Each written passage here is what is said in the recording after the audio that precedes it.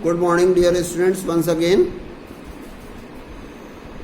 we are running the chapter direction. As yesterday I told you, direction is a function of management. This is the fourth function of management. What the direction is? Direction is such a function by which we start the work. Because people are on their position, we have to initiate the work. So the superior or the manager instruct, orders, guides, help, supervises his subordinate or subordinates.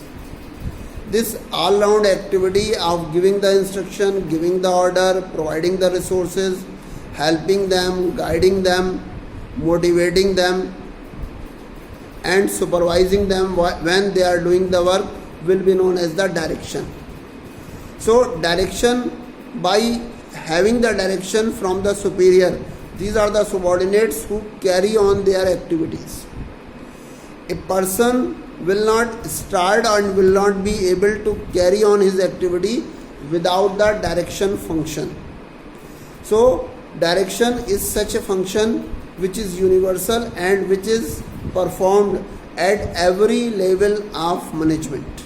Whether it is the top level of management, whether it is the middle level of management, or it is the lower level of management, direction is performed at every level of management. Every manager has to direct his subordinate. So we have discussed and concluded the various features of direction. Today it was direction takes place from top to bottom. Direction is always given by the superior to the subordinate.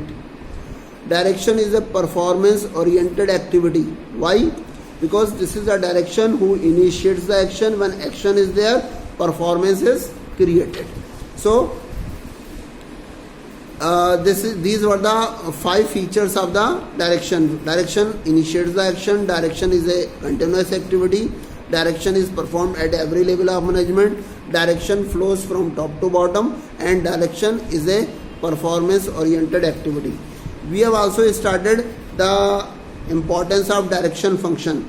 There we discussed the few points. Again, direction is such an activity which initiates the action.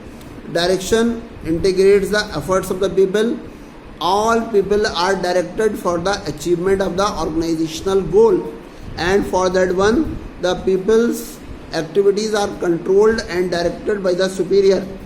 Direction surely provides the motivation. Direction brings the stability in the organization, because if direction will not be there, people would be working according to their own wish and the attitude. So their activities will not be coordinated, and there will be imbalance or there will be chaos in the organization. And this is the direction who brings the changes in the organization. So we discussed the importance of direction.